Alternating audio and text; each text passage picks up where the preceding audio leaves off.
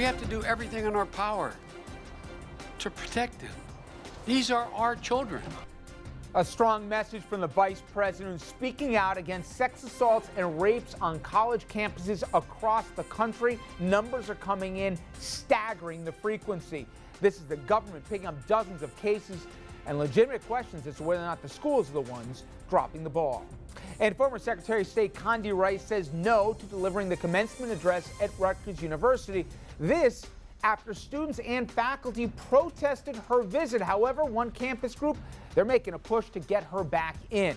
Are colleges and universities condoning intolerance? Plus, GOP primary season kicks off with a potential game changer. Kentucky Senator Rand Paul courting Rupert Murdoch. The two of them get the Kentucky Derby shoulder to shoulder. Could Rupert Murdoch here really be backing this guy to be the GOP's top guy in 2016? We'll have a look at that and some of his very curious comments. Good evening, everyone, and welcome to RFL. I'm Richard French. Thank you so much for joining us this Monday evening, May 5th. And tonight we begin with shocking reports here, all released by the Pentagon. Now, we've talked about sexual abuse in the military, and look at these numbers. It shows a 50% increase in sex assaults and rapes that are reported within the military last year. 50% the numbers are up. Report did not show how many total assaults took place overall, but if we want to use as a benchmark, in 2012, 26,000 men and women in the military were sexually assaulted by fellow members of the military. There were more than 3,000 cases reported in 2012 and more than 5,000 reported last year. Meanwhile, the feds also probing sexual assault cases on college campuses. Right now, the feds are investigating complaints at 55 schools, and the number expected to rise. 4 of the 55 schools, they're located in our region, more specifically in New York. And while Columbia University isn't on the list, students there, they're seeking help from the government. New York Times says most recently, 23 students filed a complaint with the federal government saying that Columbia's handling of sexual misconduct violated federal law. 3 Ivy League schools here, including Princeton and Harvard, they're also on this list. Both reports are getting a whole lot of attention from Senator Blumenthal of Connecticut, who I spoke with earlier today. And for more, we're very pleased to be joined by Senator Blumenthal from Connecticut. Senator, thank you very much for a few minutes. I appreciate it. Thank you. You know, I know you've been very invested in this subject, and literally you went around the state of Connecticut. I think you did 7 or more different sit-downs with all different levels of folks, from the students to the administrators to the people on the front lines of this. And people may forget, you came from the position of Attorney General in Connecticut before you went to Washington. But were even you surprised as to what you heard on campuses firsthand from both victims and the people who are seeing this, just how frequent this is happening? At a personal level, I was staggered by the prevalence of stories about sexual assault, many of them unreported to the colleges and universities because of the stigma, the shame, embarrassment, the feeling that nothing effective would be done about these incidents of sometimes brutal assault by fellow students.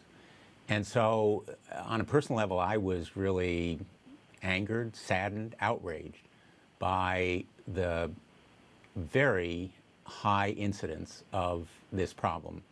And of course, we know from the statistics that 1 out of 5 women on college campuses are likely to be victims, and that only 12% are reported.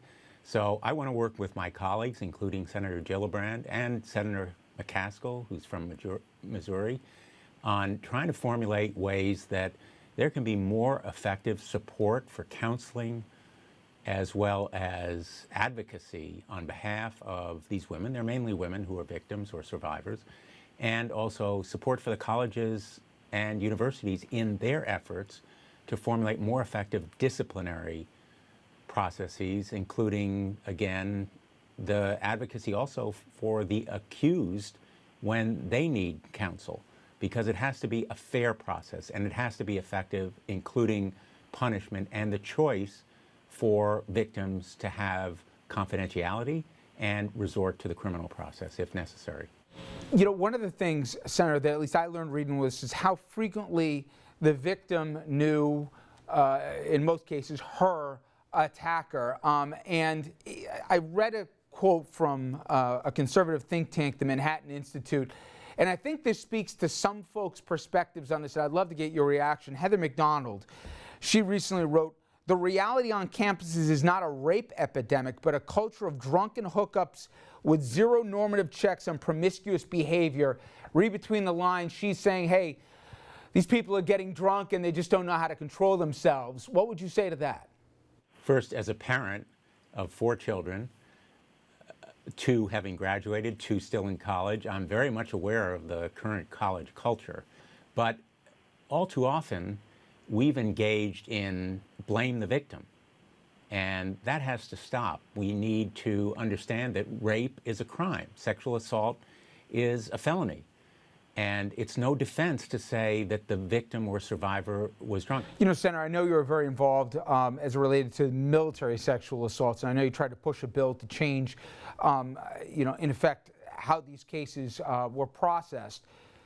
Is there any commonalities to what we're seeing with colleges in that some victims have felt that the colleges didn't really want to get to the bottom of what happened, and that maybe there needs to be a different reporting system than currently exists right now? Have you found that, not in all cases, but in some cases, colleges weren't necessarily looking out always for the best interests of the potential victims? Common to both situations is a culture that sometimes involves denial, that is, denial of the problem that exists, and also a blame the victim kind of culture that may ensue. I've been very proud to work with Senator Gillibrand on seeking even more aggressive ways to stop sexual assault in the military, and unfortunately our amendment did not pass, but still hopeful that it may someday, to remove those decisions from the chain of command within the military.